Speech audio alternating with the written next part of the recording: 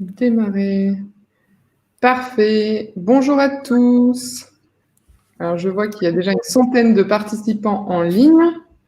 Est-ce que vous pouvez nous dire dans le chat si vous m'entendez bien, si vous nous voyez bien? Ah, génial. Ah, il y a la déferlante, là, ça fait plaisir. Ça commence. Super, bon, ça a l'air de bien fonctionner. On va attendre quelques minutes que tout le monde puisse bien se connecter. Vous êtes très nombreux à vous êtes inscrits à ce live, donc ça fait ultra plaisir. On est ravis que le sujet du coup vous parle. Alors pour vous expliquer un peu le concept sur Livestorm, si vous n'êtes jamais connecté à cette plateforme, donc vous avez l'onglet chat dans lequel vous êtes en ce moment en train de tous vous saluer, un onglet questions. Si pendant la présentation vous avez des questions, essayez de favoriser cet onglet-là, ça nous permettra de mieux les filtrer. Vous pouvez aussi voter pour des questions qui ont été posées. Donc on répondra en priorité aux questions qui sont les plus populaires, donc vérifiez que la question n'a pas déjà été posée. J'ai aussi lancé un petit sondage dans l'onglet sondage. Ce live, c'est potentiellement le premier d'une série de live concernant les freelances. Donc pour nous indiquer un petit peu quel sujet vous voudriez voir dans les prochains épisodes, donc c'est dans l'onglet sondage, donc pour savoir un petit peu quels sont vos enjeux principaux actuellement. Donc aujourd'hui, on va parler particulièrement de la relation client et du coup du démarchage dans ce temps de crise, mais il y a évidemment plein d'autres sujets qui peuvent être abordés. Je ne sais pas si tout le monde, je sais que tout le monde n'est pas client chez Shine, donc potentiellement vous n'avez pas eu toutes les ressources jusqu'ici, mais en tout cas, nous, on s'est vraiment appliqué à créer énormément de contenu, notamment sur toutes les infos ou toutes les questions que vous pourriez vous poser sur votre activité dans cette période-là, les aides qui sont dispo, l'éligibilité potentielle, le cumul de plusieurs aides. On va vous poster à la fin de cet événement dans le chat toutes les ressources disponibles qu'on a fait. Vous pouvez aussi rejoindre le groupe Shine Community sur Facebook si vous n'en faites pas déjà partie. Ça vous permettra d'échanger de manière générale avec tous les freelances de la communauté, d'échanger avec nous aussi et d'être au fait de toutes les dernières infos qui sont lancées parce que le gouvernement a fait de nombreuses annonces, donc ça change assez régulièrement. Donc, n'hésitez pas à vous intégrer là-dedans. Les questions, je disais, dans l'onglet questions. 14h02. Pour vous parler un petit peu de cet événement, donc c'est le premier qu'on a appelé le Free Time, donc c'est vraiment un événement pour les freelances, par les freelances. Donc on a invité 3 de nos clients Shine qui justement animent eux-mêmes des communautés de freelance et avec lesquelles on travaille. L'idée, alors là il y a une slide, hein, mais l'idée c'est vraiment pas d'en faire une présentation en 3 parties, c'est vraiment une discussion. Donc voilà, on va aborder plusieurs sujets, mais si vous êtes dans une situation de difficulté ou non en ce contexte-là et que vous voulez partager votre expérience, vos conseils vous-même, on est ravis de l'intégrer aussi, et voilà, faites-en profiter toute la communauté. Donc voilà, donc n'hésitez pas à en parler dans le chat. C'est vraiment le but, c'est que ce soit interactif. C'est vrai qu'au départ, quand le confinement a commencé, on ne s'est pas forcément dit que les freelances seraient les personnes les plus impactées par la crise, parce que Shine, c'est effectivement une banque pour les freelances, mais aussi pour tous les indépendants. On s'est dit, ils sont habitués au télétravail, ça ne devrait pas être les plus touchés. Et finalement, on a eu énormément de retours de freelance avec des missions qui ont été annulées, des clients qui ne répondent plus, des règlements de factures très en retard, une prospection qui s'est avérée plus difficile. Donc c'est pour ça qu'on a créé ce premier épisode pour que ça puisse vous donner quelques conseils, que vous ayez des retours d'expérience et on espère que ce sera intéressant pour vous et on essaiera d'en créer d'autres sur d'autres thématiques. Donc n'hésitez pas à aller voter dans l'onglet sondage pour les prochains enjeux que vous souhaitez qu'on aborde. Bon, je pense que là, la plupart des participants sont arrivés, donc on va commencer doucement. Alors voilà, moi je suis Juliette, je fais partie de l'équipe Shine, et donc c'est moi qui vais animer ce premier live pour les freelances. On va parler démarchage et relations clients en période de crise, et on a 3 freelance avec nous aujourd'hui, qui font des métiers très différents. Et je vais les laisser se présenter. Donc, on a Jeanne, Ludovic et Joanne. Je vous laisse vous présenter les uns après les autres. Jeanne, vas-y. Merci, honneur aux femmes. Jeanne, je suis consultante en stratégie social média. En gros, j'aide les marques à se démarquer sur les réseaux sociaux et à transformer leur communauté en clients. Bon, je vais y aller du coup, vu qu'on est dans le même cadre. Donc, moi, c'est Ludovic et je fais de la publicité Facebook pour les acteurs de la formation. Et salut à tous, moi c'est Johan, je suis web designer et formateur freelance. Et à côté de ça, j'ai également une chaîne YouTube qui s'appelle Pour toi freelance, où je donne d'ailleurs des conseils aux freelances. Génial. Alors, tous les trois, je sais qu'on en a déjà discuté, donc on va pouvoir en reparler. Que vous êtes dans une situation ultra différente face à cette crise. Est-ce que vous pourriez nous raconter un petit peu quels impacts a eu cette crise sanitaire sur votre activité? Peut-être Johan, tu veux commencer? Alors oui, je peux. Alors ce qui est assez spécifique, c'est que vu que j'ai d'un côté la partie web design, donc je crée des sites internet pour mes clients, j'aide à la conversion et ce genre de choses, eh bien j'ai cette partie-là qui effectivement a très bien marché. En fait, au moment où tout simplement la crise sanitaire est apparue, eh bien il faut se dire que moi je crée des sites pour mes clients et ces clients-là généralement n'ont pas beaucoup de temps. Et depuis qu'il y a la crise, eh bien ils ont beaucoup plus de temps vu qu'ils sont à la maison. Et donc dans ce cas-là, maintenant j'ai plein de sites web à créer avec mes clients, donc en ce moment. Mais bien entendu, c'est aussi un bien pour potentiellement un mal, puisque ça veut dire que si je fais tous les sites internet aujourd'hui, potentiellement dans les mois à venir, je vais peut-être avoir le contre-coup de la crise sanitaire. Après, de l'autre côté, j'ai également le côté formation présentielle, donc c'est-à-dire des formations physiques, où justement je forme sur le marketing digital. Eh bien, ces formations-là, vu que c'est physique et que la plupart des apprenants ne veulent pas forcément faire du distanciel, donc avec de la visioconférence comme vous nous regardez justement aujourd'hui, eh bien, dans ce cas-là, tout a été décalé. J'ai d'ailleurs eu des contrats justement où j'avais par exemple 2 mois entiers de formation non-stop qui ont d'ailleurs été annulés. Donc forcément, ça va impacter mon chiffre d'affaires sur l'année 2020. Donc on est plus ou moins tous impactés. En tout cas, on le voit déjà avec ces deux corps de métier en tout cas. Super. Effectivement, 2 sources d'activité, c'est aussi c'est multiplier ses sources de revenus. Et c'est peut-être un épisode qu'on abordera après, parce que je pense qu'effectivement, sur la prestation de service, on perd, par exemple, 1 ou 2 gros clients. Ça peut être une piste. Ludovic? Ouais, alors moi, c'est un contexte un peu différent. Donc, pour revenir un peu sur le sujet, moi, j'avais 3 clients que j'avais signé juste avant justement le confinement. Et vu que je précisais tout à l'heure que je m'occupe des acteurs de la formation, donc c'est des acteurs qui faisaient des formations en présentiel. Donc certains malheureusement ont dû arrêter leur activité, n'ont pas pu forcément passer sur le online. Mais j'ai un client principal qui a un peu changé ses habitudes, qui a un peu pivoté et donc du coup qui fait ses formations en ligne. Mais en tout cas, sur mes 2 autres clients, du coup, on a dû mettre en pause justement à l'activité. Donc, je me retrouve avec un client pour l'instant. Donc, c'est comme ça que j'ai été impacté plus personnellement. Super. Et moi, du coup, pardon. Ouais, moi, du coup, j'ai été impactée un peu dans l'autre sens, donc c'est assez drôle justement d'en parler parce que comme je m'occupe vraiment de la stratégie sur les réseaux sociaux, en fait, j'ai dû revoir toutes les stratégies pour mes clients actuels qui sont des clients long terme. Donc, en fait, moi, ma mission, elle s'est un peu décuplée parce que j'ai dû retravailler ce que j'avais déjà fait et ce que j'avais programmé en fait sur les mois à venir. Donc voilà, ça a été un peu en urgence. Fallait tout retravailler en urgence, mais ça m'a fait plus de boulot au final qu'autre chose. Ouais, c'est vrai qu'on parle beaucoup de comment nous adapter, mais c'est vrai que nos clients qui sont souvent moins habitués que les freelances à travailler à distance, à travailler avec plein d'outils un peu agiles, c'est aussi le moment de les accompagner. Jeanne, est-ce que tu veux nous raconter un petit peu plus comment est-ce que tu as pu les accompagner dans ce contexte-là? Parce que j'imagine que c'était dans des délais ultra serrés.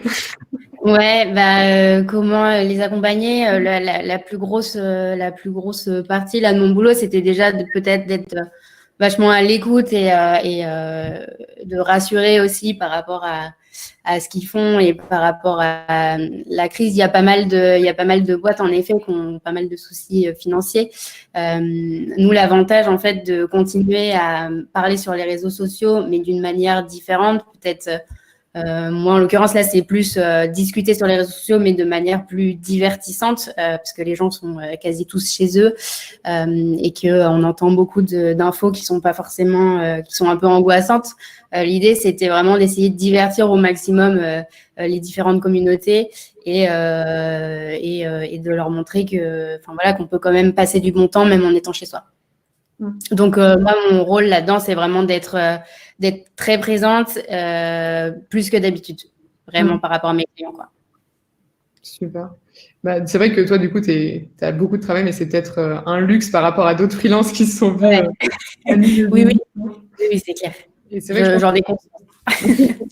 Et c'est vrai que ça peut être assez dur pour le moral. Enfin, Ludovic, je ne sais pas si tu veux nous raconter un peu, si tu as des conseils, toi, pour les gens qui, comme toi, se sont vus annuler ou reporter des missions d'un point de vue organisation, d'un point de vue moral. Est-ce que tu as des choses à partager de ton côté?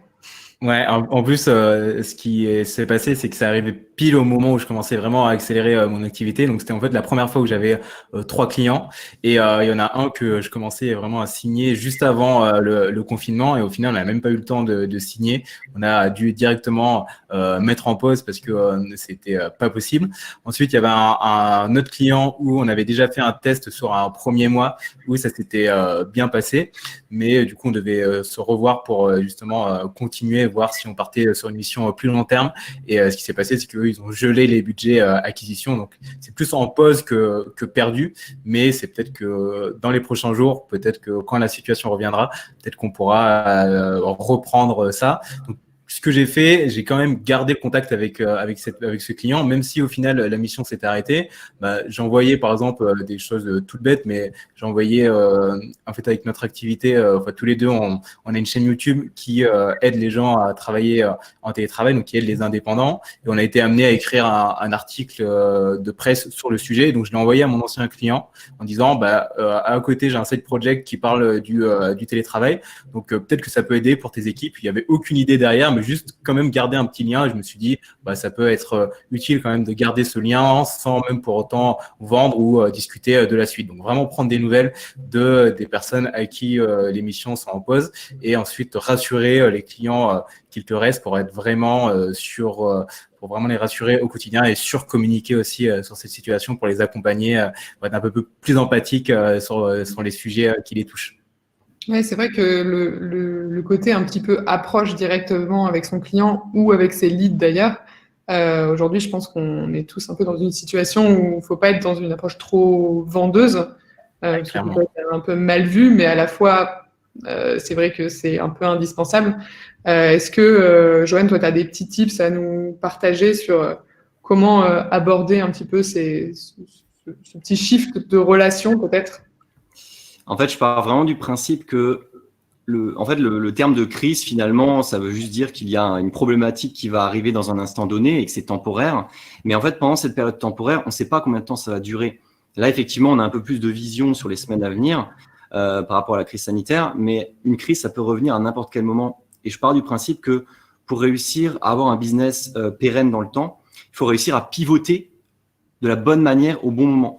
Et par exemple, là, forcément, avec cette crise, eh bien, avec les clients, justement, qui peuvent avoir potentiellement des problématiques, il faut partir du principe que autant avant, potentiellement, on pouvait se dire, on va attendre que le client vienne vers nous, qu'il fasse appel à nos services. Mais aujourd'hui, en fait, c'est nous qui sommes acteurs auprès du client. Le client, peut-être que lui, il est totalement perdu. Et en fait, toi, en tant que professionnel, eh bien, il faut que tu puisses justement l'épauler.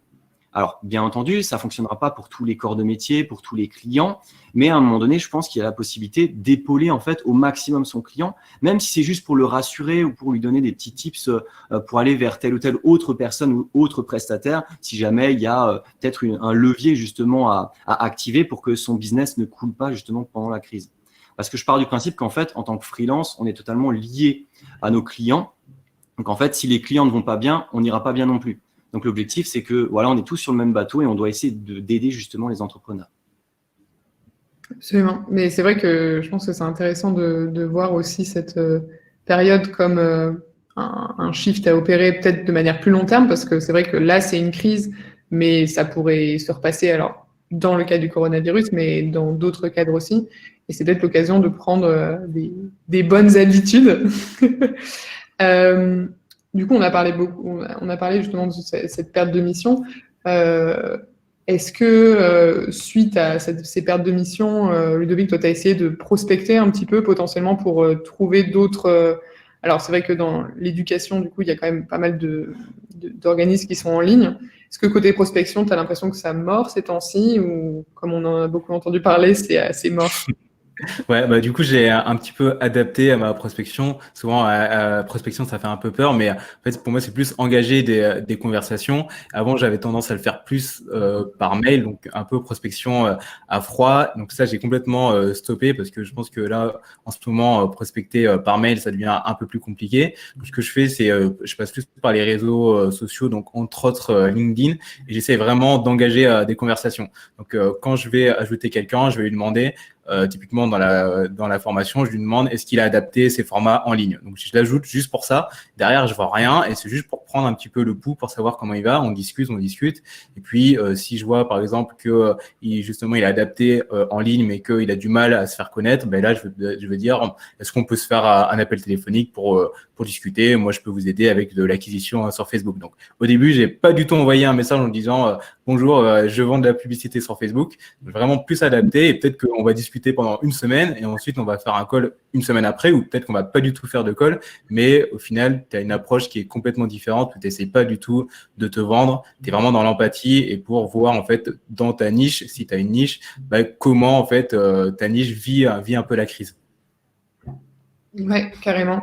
C'est vrai que on en revient à ce sujet un peu plus créer de la valeur en proposant de l'accompagnement et peut-être une analyse justement sur laquelle toi tu es spécialisé, d'être plus dans une approche discussion et moins voilà mon offre et voilà mon portfolio, etc.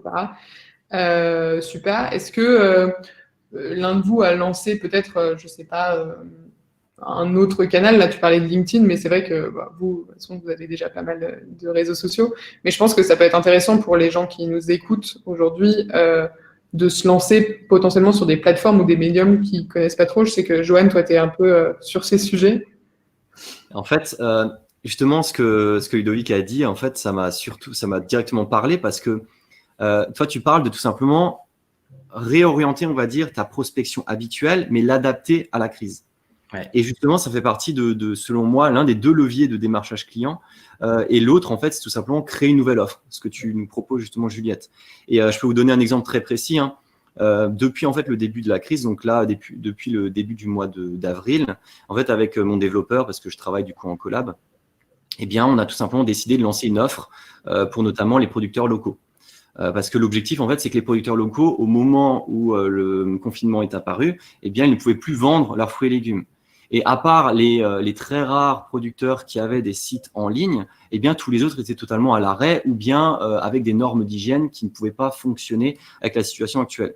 Et donc, c'est pour ça qu'on a décidé de lancer une nouvelle offre, voilà, une nouvelle offre de site internet, de boutique en ligne, où directement on fait le marché en ligne avec différents types de producteurs. Et finalement, à partir de là, eh bien, début du mois d'avril, on a fait notre prospection là-dessus. Et du coup, on a commencé à lancer des sites pour des producteurs locaux qui finalement, au démarrage, personne ne l'aurait fait hors crise.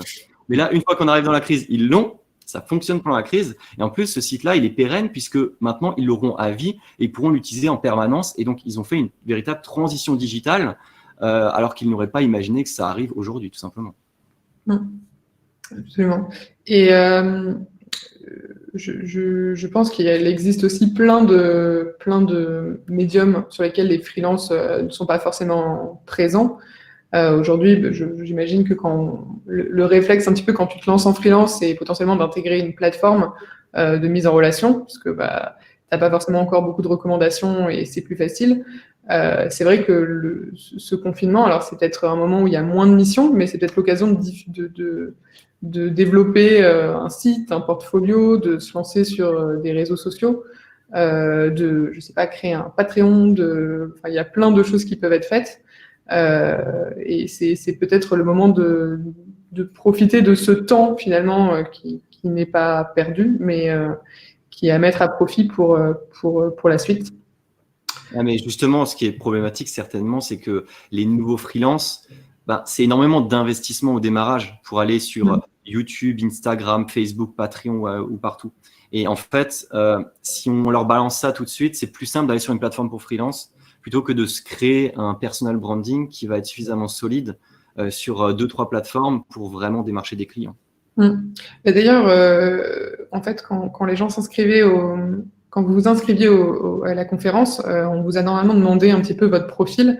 Et en fait, j'ai vu qu'il y avait énormément de personnes qui étaient en création d'activités, donc des gens qui se sont lancés il y a moins d'un mois ou qui veulent se lancer actuellement. Alors, peut-être que certains se disent pourquoi j'ai choisi ce moment. C'est potentiellement pas le moment. Mais ça peut être une opportunité aussi de prendre le temps, parce que c'est vrai qu'on est souvent pressé quand on se lance en freelance. Il me faut mon premier client, il faut... Et c'est vrai que je pense que la plupart des gens ont tendance à peut-être s'éparpiller au départ, à se dire il me faut un site pour que ça ait l'air sérieux, il faut que je sois sur tous les réseaux et à s'éparpiller. Est-ce que vous avez des conseils justement pour ces personnes qui se lancent dans ce contexte en particulier? Moi, mon premier conseil, ce serait, en final, ça peut paraître peut-être pas du tout la bonne période pour se lancer, mais au final, c'est peut-être pas mal aussi d'avoir le temps de réfléchir complètement à ce que tu veux apporter à tes clients et l'offre que tu veux leur vendre. Se prendre là, je sais plus combien de temps dure le confinement, 2 mois peut-être, se prendre ces 2 mois-là où tu te formes sur tout ce que tu veux faire, tu crées ton site internet, tu commences à réfléchir quel est ton client idéal. En fait, finalement, moi, je trouve que c'est limite le temps parfait et j'aurais bien aimé, alors c'est bizarre de dire ça, mais avoir ça au début et j'ai pris ce temps-là, moi, au début, je me suis donné ce temps-là et je trouve que c'est quand même cool. Faut le voir de ce côté-là, je pense. Et surtout, il y a une phase qu'on recommande pas mal, nous, notre communauté, avant de vraiment se lancer, aller chercher ses premiers clients, c'est avoir une phase de questionnement avec des prospects potentiels pour en fait comprendre s'il y a vraiment un besoin par rapport à ton offre. Donc, du coup, pour cette phase ici de questionnement, je pense que les gens, tes prospects, auront beaucoup plus le temps vu qu'ils seront à la maison. Donc, prendre 1 heure par téléphone juste pour répondre à des questions sans forcément qu'il y ait quelque chose derrière. Mais je pense que du coup, ils seront bien plus disponibles que s'ils étaient un peu dans le feu de leur vie quotidienne, entre 2 rendez-vous ou entre 2 taxis à aller chercher des potentiels clients pour eux, par exemple. Moi, je suis totalement d'accord avec Jeanne et Ludovic. Parce qu'en fait, je pars du principe que pour lancer une activité, un business, il faut de la préparation. Effectivement, aujourd'hui, c'est le meilleur moyen de se préparer, de se former, que ce soit en lancement d'entreprise ou autre. C'est le meilleur moment en fait aujourd'hui. Et c'est vrai qu'on se lance pas forcément comme ça à la va-vite. Je ne sais pas si vous, Jeanne et Ludovic, vous étiez slasher, donc à la fois freelance et salarié, mais effectivement, se lancer vraiment de zéro et se lancer comme ça rapidement en 2-2, ça ne se fait pas forcément aussi rapidement, quoi. Et c'est vrai on était en CDI tous les deux avant et dans des domaines, alors moi pas très différents parce que je travaillais dans la publicité digitale, donc ça se rapproche, mais toi complètement différent. Ouais, il y a une bonne phase. Je pense entre le moment où j'ai démissionné et le moment où j'ai envoyé mon premier mail de prospection, il a dû se passer au moins 3 mois, voire 4 mois. Ouais. Donc le temps du confinement finalement. Donc voyez le confinement comme quelque chose de positif. Et c'est vrai que sur le freelancing, on parle assez peu aux nouveaux freelances de la construction d'une offre, parce qu'on a l'impression, c'est ce qu'on ressent, parfois on se dit, j'ai fait une école de graphisme, donc je vais être graphiste. Alors, il ne faut pas absolument se fixer sur, parce qu'on lit beaucoup d'articles là-dessus, il faut avoir sa niche, etc. Mais effectivement, comme n'importe quel business, comme vous le feriez si vous montiez, je ne sais pas, une boutique, un e-commerce, etc., c'est vraiment ultra important de définir son offre par rapport à un besoin. Et c'est vrai qu'aujourd'hui, alors on a un peu 2 cas, j'imagine. Il y a d'un côté des gens qui répondent plus du tout, alors peut-être malades, on ne sait pas, mais potentiellement en chômage partiel, il y a clairement des gens qui répondent plus, ou des gens qui sont tellement occupés, parce que il y a plein d'industries dans lesquelles cette crise, ça demande beaucoup plus de boulot, mais comme le disait Ludovic, il y a beaucoup de gens qui sont devant leur ordinateur tout le temps, alors qu'ils le sont probablement beaucoup moins d'habitude, dont l'activité a potentiellement un peu baissé, et qui sont beaucoup plus dispo à échanger avec vous calmement et à vous donner des tips. Donc, ça peut être une super opportunité. Je vais commencer à regarder un petit peu les questions. Ouais, Il y en Il y en a pas mal, hein. Alors, Adeline qui nous demande quel profil type de client répond aux prospections actuellement, d'après vous, vos retours? Est-ce qu'il y a un profil type de client qui répondrait un peu plus qu'un autre? Peut-être juste, je vais juste répondre 2 secondes. Je vais peut-être juste te donner l'exemple d'avant. En fait, on a lancé une offre pour un type de client en particulier qui avait un problème. Eh bien, c'est simple. En prospectant ce prospect-là qui a le problème, on a pointé son problème du doigt, on lui propose une solution. Bah, dans ce cas-là, ils sont totalement réceptifs. En tout cas, pour ce type de client-là. Ouais, c'est vrai que ça peut être ultra pertinent d'aller voir justement ces acteurs-là, au-delà d'un profil type grande entreprise ou travailler avec des PME ou telle localisation. C'est vrai que si vous êtes sur une compétence qui peut être mise à profit et c'est vrai que le côté digitalisation, c'est le plus évident, mais il y en a sûrement d'autres. Ça peut être une opportunité ultra intéressante. Enfin, Ludovic, par exemple, les cours qui sont en présentiel, les passer en ligne, ça fonctionne directement. Les coachs, il y a énormément d'activités, même tous les restos qui, d'un seul coup, proposent de la livraison. Enfin, il y a plein d'outils qui peuvent être mis en place. Pour les producteurs locaux, c'est aussi un sujet qui m'intéresse pas mal en ce moment. Donc, il y a plein d'initiatives sympas. Donc, c'est vrai que c'est l'occasion aussi de mettre à profit ces compétences et justement d'en faire quelque chose d'aussi plus bénéfique pour le monde, on va dire. Alors, Hélène, avez-vous changé, adapté vos offres durant le confinement et pensez-vous devoir le faire par la suite? Adapter vos offres, du coup, Jeanne, toi, tu as adapté, pas vraiment ton offre, mais j'imagine ta manière de travailler. J'ai pas adapté, mais en vrai, j'ai quand même eu. Alors, malgré que j'ai eu plus de travail que d'habitude, j'ai quand même eu aussi plus de temps pour moi, parce que même le week-end, le soir, je suis chez moi et je suis pas au resto ou en soirée ou des choses comme ça. Donc, j'ai quand même plus de temps pour moi et j'ai quand même eu le temps de réfléchir à moi comment je pouvais faire évoluer mon offre. Mais après, c'est plus avoir eu le temps, je m'en suis servi, quoi. Et moi, pour le coup, j'ai créé une nouvelle offre. Après, j'ai pas communiqué dessus. Pour moi, c'est plus une brique qui vient s'ajouter à ce que je faisais avant. Donc, moi, pour mes prestations de publicité Facebook, donc je propose systématiquement un accompagnement de 3 mois. Et vu que certains en ce moment n'ont pas forcément la visibilité sur leur calendrier, ils sont pas capables de se projeter sur 3 mois, j'ai proposé une offre de coaching qui est un peu plus one shot, on dirait. Où du coup je propose vraiment un accompagnement qui va durer peut-être une semaine et comme ça évite de se projeter sur 3 mois et aussi ça fait baisser la facture pour les clients qui n'ont pas forcément la trésorerie pour avoir une offre d'accompagnement sur 3 mois. Ouais, c'est vrai qu'on peut aussi jouer sur ce côté anxiogène, enfin pas jouer dessus, mais c'est vrai qu'il y a un côté un peu anxiogène à cette crise et des gens qui veulent pas nécessairement s'engager sur le long terme et qui ont besoin là d'une réponse à une question immédiatement, de quelqu'un de disponible là dans l'après-midi pour lui faire un mini audit. Et ça peut être une offre qui peut être intéressante à développer. Super. Alors, je crois qu'il y a une question spécifiquement pour Joanne. Comment profitent les clients pour la création de sites? Alors, écoute, c'est simple. C'est simple. La création de site, on va dire, hors temps de crise, tu as des milliers de manières de le faire. Que ce soit sur les réseaux sociaux, par téléphone, par email, par LinkedIn. Enfin, tu peux trouver plein de manières. Après, plus spécifiquement là, en temps de crise, ce que je trouvais intéressant, c'est directement d'être dans le local. Tu vois, si par exemple, je suis en train de toucher des clients locaux, je vais essayer de les toucher en justement les sensibilisant justement à ce côté local. Donc, dans ce cas-là, si par exemple, j'essaie de viser des agriculteurs, par exemple, ou je sais pas moi, des fromagers ou autres, eh bien, je vais essayer justement de leur parler justement avec leur propre langage. Tu vois, je vais peut-être essayer de leur téléphoner, je vais peut-être essayer, pas forcément leur envoyer un email ou aller sur les réseaux sociaux. Je vais utiliser les moyens de communication qu'ils utilisent actuellement. Donc, comment me prospecter? Eh bien, j'ai une offre. Cette offre, elle est propre à un type de persona, à un type de cible. Et ensuite, je vais discuter avec cette personne-là en fonction de son moyen de communication privilégié. Et est-ce que vous avez aussi j'imagine, des sources un peu plus inbound où les clients viennent à vous? Ou est-ce qu'on est encore sur une approche très prospection et un peu poussif des fois pour trouver des clients. J'imagine que tout le monde en a un moment un peu différent, mais…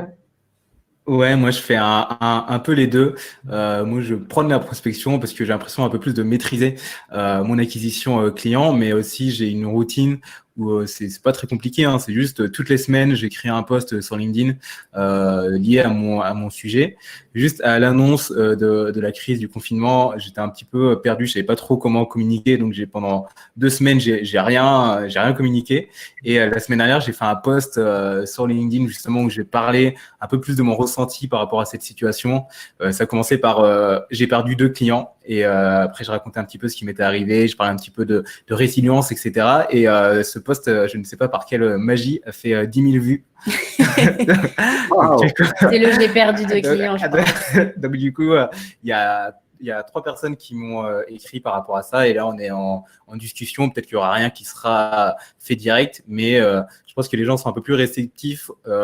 Je pense que affirmer un peu ses faiblesses entre guillemets et de montrer que tu es un humain aussi comme un autre, je pense que ça peut être pas mal dans ces temps et pas dire ouais c'est la crise, c'est les opportunités, on va faire ça. Un petit peu avouer que on fait face à l'inconnu et donc peut-être que tu vas avoir plus de réactions sur ces sujets et tes prospects vont plus se reconnaître en disant moi aussi je pense un peu comme lui.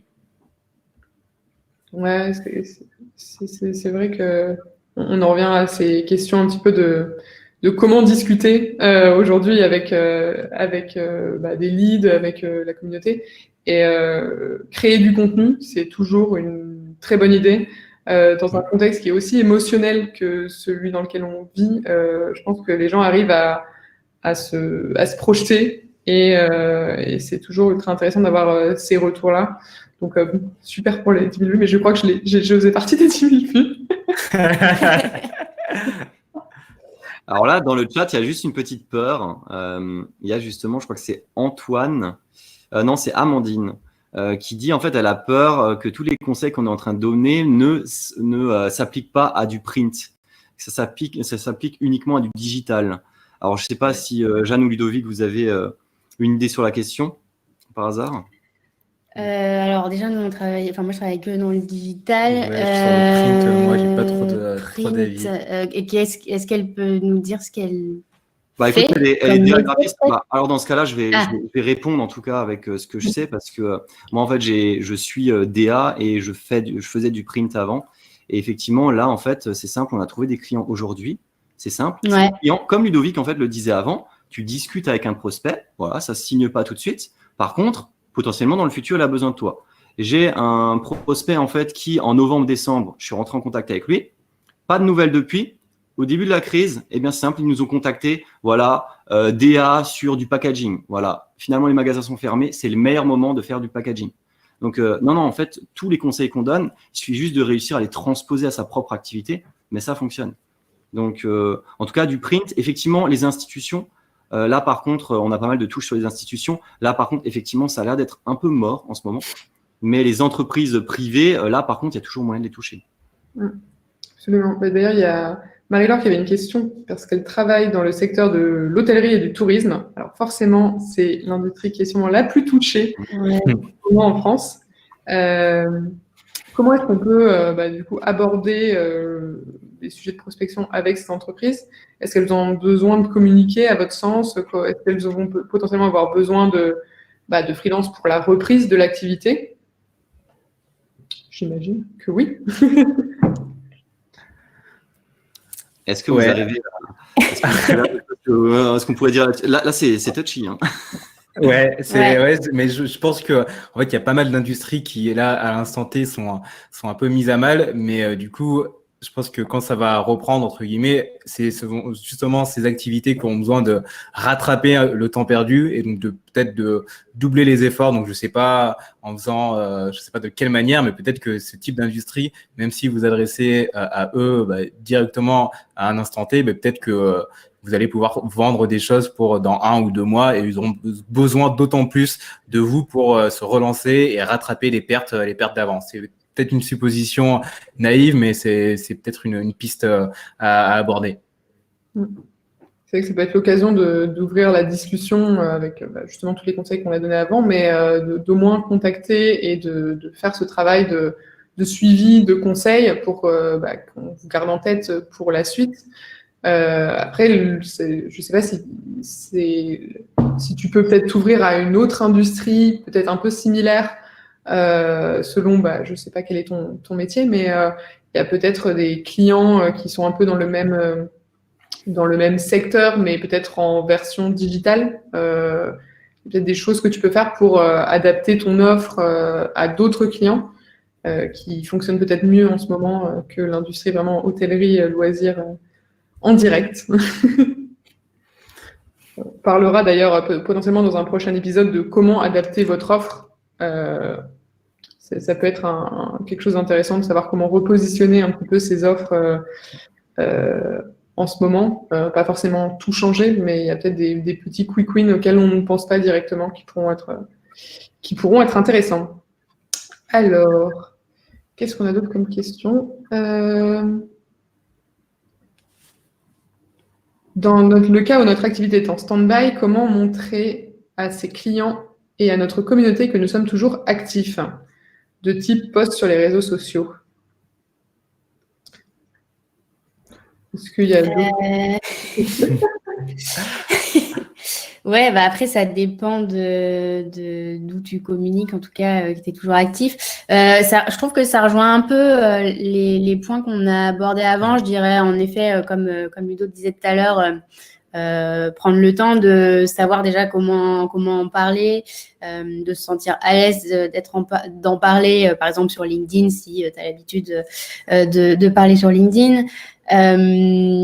Montrer qu'on est un peu tous dans le même bateau et que c'est pas vraiment montrer ses faiblesses, mais montrer que on est tous impactés.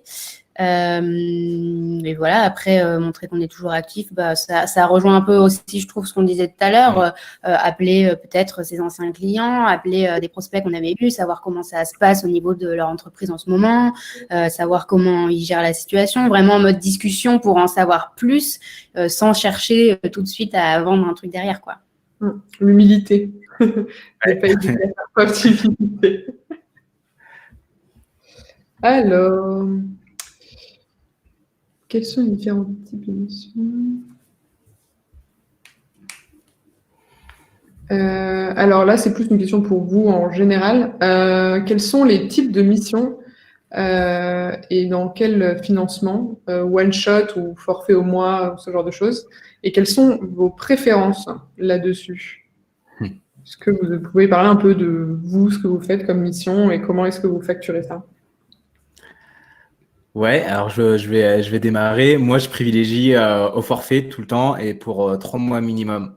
Donc, c'est ce que je privilégie généralement parce que moi, ça me permet d'avoir une visibilité aussi sur la mission. Ça permet aussi de montrer mes preuves parce que typiquement, la publicité Facebook, il y a une grosse phase de test et peut-être que si on fait sur 2 semaines, j'aurais pas le recul nécessaire pour améliorer mes tests. Donc, moi, c'est vraiment ce que je privilégie et surtout pour avoir en fait cette légèreté un peu, enlever un peu cette charge mentale de dire qu'il faut que je trouve un autre client le mois prochain, sachant que tu as signé pour 3 mois. Je pense que ça sécurise pas mal en termes budgétaires. Ouais, c'est ultra intéressant parce que Ludovic, vu que toi, tu es dans la publicité Facebook, toi, tu peux faire ce genre de choses et je trouve que c'est ce qu'il y a de plus sécurisant finalement. C'est vraiment d'avoir des prestations où on peut voir sur la durée. C'est vraiment le plus intéressant. Après, c'est vrai que moi, par exemple, vu que je crée des sites internet généralement en one shot, à part si c'est du e-commerce où potentiellement on peut imaginer des prestations dans le futur, c'est un peu moins le cas. Même si du coup, on peut aussi penser la chose à l'inverse, c'est de se dire pourquoi pas essayer d'être en relation avec des clients qui font des sites internet où il y aura de la maintenance dans le futur et de la fidélisation. Parce que finalement, ce qui t'intéresse le plus, toi et même, je pense, Jeanne aussi ou moi-même, c'est la fidélisation client. C'est d'avoir un client qui ne va pas rester qu'une seule fois, mais qui on pourra faire des prestations au fur et à mesure du temps. Ouais, clairement.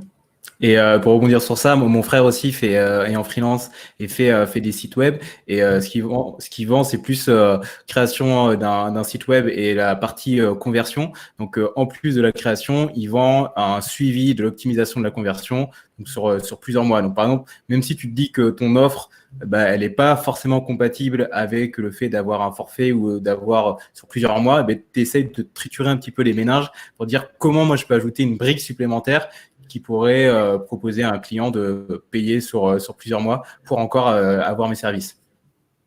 Le pivot de l'entreprise, de l'offre qu'on propose. Justine a une question. Est-ce que vous pensez que proposer des prestations gratuites le temps de la crise peut être une option pour se faire connaître ou une offre plus light? Vrai, il y a un gros débat sur la proposition. Je ne sais pas si on va être d'accord sur ce point. On laisse répondre en premier. Ouais, vas-y, on te laisse répondre. Vas-y, réponds, on analyse. Ah ouais. Alors, en fait, des prestations gratuites, je ne suis pas forcément un grand fan, clairement pas. Mais par contre, ça peut être une proposition commerciale. Ça veut dire que finalement, tu as une offre. Cette offre-là, tu peux dire, à cause de ce qui est en train de se passer actuellement, ou peut-être en fonction du budget que ton client peut essayer d'avoir, tu peux effectivement avoir, on va dire, un geste commercial où à l'intérieur d'un devis, tu peux choisir d'offrir des choses. Voilà. Mais ça veut dire que derrière, il y a tout de même une signature d'un devis qui a été fait. Donc, c'est-à-dire que ce n'est pas un élément qui est donné gratuitement comme ça, mais c'est un élément qui est donné gratuitement dans le devis en question. Parce que je ne sais pas ce que vous allez en penser, Ludovic et Jeanne, mais je pars juste du principe qu'en fait, c'est vraiment de l'inbound marketing finalement de créer des cadeaux gratuits et de les offrir, mais on ne sait pas s'il y a suffisamment de retour derrière. Alors que généralement, si on offre un cadeau dans un devis, ça montre justement notre côté finalement humain, on arrive à comprendre la personne en face et ça permet aussi de mieux réussir à convertir ce prospect en client. Et je trouve ça plus sain parce que finalement, l'argent, c'est ça aussi, c'est une question d'argent, c'est que l'entrepreneur en face, on est quand même là justement pour réussir à vivre avec notre activité, mais à un moment donné, il faut quand même être rentable. Et donc, pour être rentable, on ne peut pas justement donner des cadeaux gratuits à tout bout de champ. Donc, rien que donner un pourcentage en plus, c'est déjà un très beau cadeau qu'on peut offrir aux clients, selon moi. Ouais, je pense qu'on est d'accord. Enfin, moi, en tout cas, je suis totalement d'accord avec toi. En tout cas, pour moi, faut pas offrir une prestation complète gratuitement, c'est clair et net. Mais en effet, il peut y avoir des remises sur certaines choses. C'est une sorte de compréhension et d'écoute, quoi. Donc, c'est hyper important pour les clients. Oui, potentiellement pour se faire connaître. Je pense notamment aussi, ouais. à tous les freelances qui sont un peu dans l'activité de coach. Ça peut aussi être, par exemple, un appel gratuit de 30 minutes. Il faut faire bien attention parce que votre métier, si c'est de donner des conseils, il ne faut pas donner des conseils gratuitement, mais c'est peut-être un aspect de réassurance, tout simplement, de se dire, je ne sais pas si je veux m'engager avec cette personne, mais au bout de 30 minutes, vous l'avez convaincu de vos compétences parce que, par exemple, vous avez analysé son site web ou vous avez fait une première vous avez quelques petits points à aborder sur sa stratégie, réseaux sociaux, etc., sans brader vos services en commençant à dérouler, par exemple, un plan, parce que c'est assez simple finalement pour des clients qui peuvent se dire je vais récupérer ces conseils et puis me débrouiller en interne. Mais ça peut effectivement être une première approche, un premier point qui est, comme beaucoup de personnes le font, par exemple en proposant des ressources gratuites type livre blanc, etc., qui permettent de convaincre la personne de sa valeur, entre guillemets, et de convertir par la suite. Bon, tu es en train de voir si tu veux trouver une petite question supplémentaire. C'est ça. Je pense que tu as encore le choix. Il y a encore pas mal de questions. Il y a encore plein de questions. Alors, on n'aura pas le temps de répondre à toutes les questions. C'est génial que vous ayez autant d'intérêt, mais de toute façon, vous pourrez totalement continuer la discussion. On mettra les liens de Jeanne, Ludovic et Joanne par la suite si vous voulez les contacter sur les réseaux sociaux. Vous n'hésitez pas non plus à échanger avec tous les freelances de la communauté Shine sur Shine Community, et vous aurez évidemment le replay à la fin. Alors, est-ce que le confinement a impacté les délais de paiement avec vos clients? Alors, chez Shine, on sait que Pour nos clients. Alors, on a fait une petite étude sur nos clients et effectivement, il y en a 1 sur 2 qui était victime de retard. Est-ce que vous, ça a été votre cas également? Ouais, moi, léger retard, mais après, on a été très transparent avec mon client et surtout, j'ai dit que c'était la période justement pour payer à temps parce que moi, j'ai été transparent, j'ai dit que j'avais perdu 2 clients, donc du coup, qu'il fallait aussi jouer le jeu là-dessus. Donc, je pense que c'est important de pas avoir peur, en fait, quand une personne paye en retard, de le dire, même si vous le dites 2-3 fois, c'est important et même pour au niveau de ton client, il va dire, bah, ok, cette personne est sérieuse, elle travaille, mais aussi derrière, elle a besoin d'être rémunérée à temps. Même si c'est pas toujours facile et que parfois certains décident de payer à 45 jours, là pour le coup c'est assez compliqué, mais il faut trouver le juste milieu. Je pense qu'il faut faire appel vraiment à l'empathie parce que je pense que la période est difficile pour tout le monde, mais pour les indépendants aussi. D'ailleurs, si vous êtes, si Pierre, tu es client chez Shine, tu as peut-être remarqué que dans ton application désormais, quand tu crées ta facture, Shine peut relancer les clients à ta place.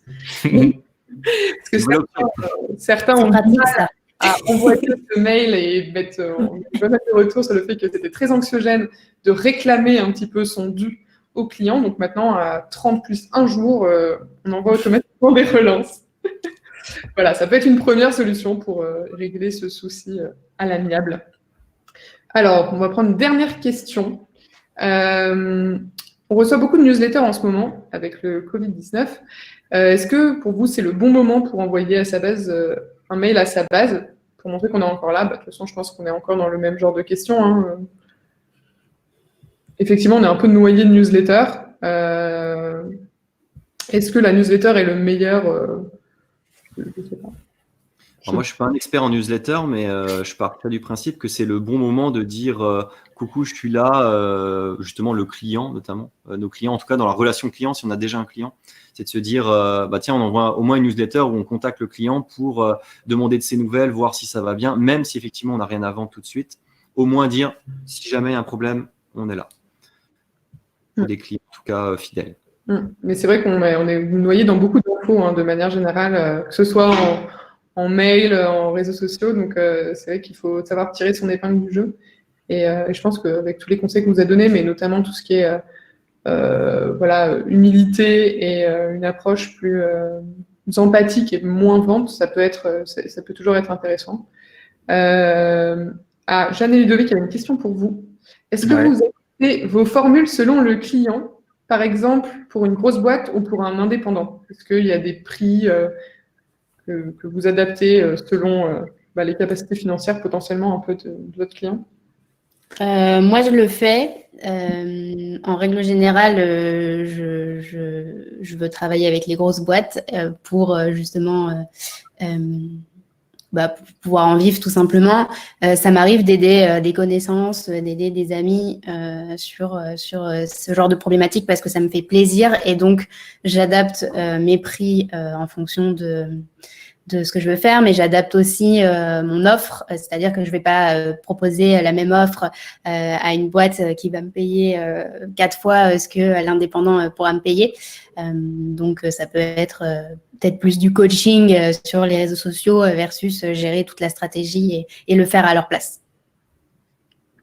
Ouais, et surtout sur le même sujet, je pense qu'il faut aussi voir ce qu'on entend par grosse boîte, voir ce qu'on entend par indépendant. Parce que grosse boîte, ça veut pas dire forcément boîte du CAC 40 et indépendant, ça veut pas dire forcément une personne qui vient de se lancer et qui a rien du tout. Donc moi, je peux travailler. Enfin, j'ai déjà été en contact avec des indépendants qui faisaient un chiffre d'affaires très important et qui du coup pouvaient se permettre de payer des offres que je proposais à des boîtes qui étaient peut-être un peu plus matures avec des salariés. Donc je pense qu'il y a une échelle à mettre en place et surtout généralement moi je pose en question tout le temps avant de vendre mes offres combien de chiffre d'affaires ils font et quelles est leurs espérances de chiffre d'affaires dans les prochains mois et comme ça me permet aussi d'adapter mon offre en fonction de cette donnée. En fait, l'avantage, c'est qu'en plus de ça, toi, en faisant de la pub Facebook, tu as véritablement ce levier de dire, voilà, grâce à l'acquisition Facebook, vous avez augmenté tant et tant de pourcentage de chiffre d'affaires. Exactement, Donc, toi, tu as déjà ce levier-là de qu'est-ce que je peux apporter comme valeur et donc de chiffre d'affaires. Mais après, le plus important, en tout cas, selon moi, c'est qu'au minimum, il faut que les prestations qu'on propose ne soient pas en dessous de notre TJM, donc de notre tarif journalier. Parce que finalement, le tarif journalier, c'est une sorte de ligne de rentabilité de l'entreprise qu'on est obligé de tenir. Et en fait, en fonction justement du temps passé ou de la valeur ajoutée donnée au client, eh bien dans ce cas-là, on va varier les offres. Mais jamais en dessous du TJM. Du coup, je n'adapte pas forcément par le prix, mais j'adapte par ce que je propose. Donc, au lieu de proposer 10 pubs et 3 landing pages, par exemple, pour un indépendant qui aura moins de budget, je lui proposerai 3 pubs avec une landing page. Donc, j'adapte en fait par ce que je fournis et pas par le prix. Génial. Je pense qu'on va bientôt, on va fermer le live. Il y a encore des questions auxquelles on n'a pas répondu, mais il faut qu'on termine. Estelle vient de partager les ressources que Shine a produites sur la crise pour les indépendants. Donc, vous avez toutes les aides qui sont dispo, les réponses aux FAQ, enfin toute une FAQ qui est vraiment dédiée au Covid-19. Vous avez le lien de Shine Community. Et je vais vous partager, si vous avez aimé les conseils de Johan, de Jeanne et de Ludovic, voilà, vous aurez tous les petits liens Instagram, YouTube, etc. pour les retrouver, pour avoir potentiellement accès à leur propre live qu'ils ne font pas avec Shine et aux formations, etc. On espère que ça vous a plu. Avant de partir, si vous voulez répondre au petit sondage pour les prochains sujets qu'on va évoquer, dites-nous s'il y a des choses aussi. On est ultra preneur de retour, si le format vous plaît, si vous auriez aimé avoir un seul intervenant, ou est-ce que 3 c'est bien. Vous allez recevoir de toute façon par email le lien pour regarder le replay avec tous les liens des ressources, etc. Donc voilà, n'hésitez pas à nous faire un retour, on est preneurs, on débute sur ce médium. Voilà. Bon, merci beaucoup en tout cas à vous 3 d'avoir. Merci à toi. J'étais ravie. Merci à Juliette, merci à tout le monde. Merci à tous. C'était cool. Et puis, si certains ont des questions, n'hésitez pas à bien nous les poser. On vous répondra. Vous pouvez nous répondre sur YouTube en commentaire ou nous envoyer des messages sur Instagram. Donc, faites ce que vous voulez. C'est exactement pareil. YouTube, c'est pour les vidéos dans les commentaires et Instagram, c'est justement pour discuter directement en DM et tout ça. Génial. Merci beaucoup tout le monde. Salut. Merci. Salut. Salut à tous. Merci à vous d'être passés.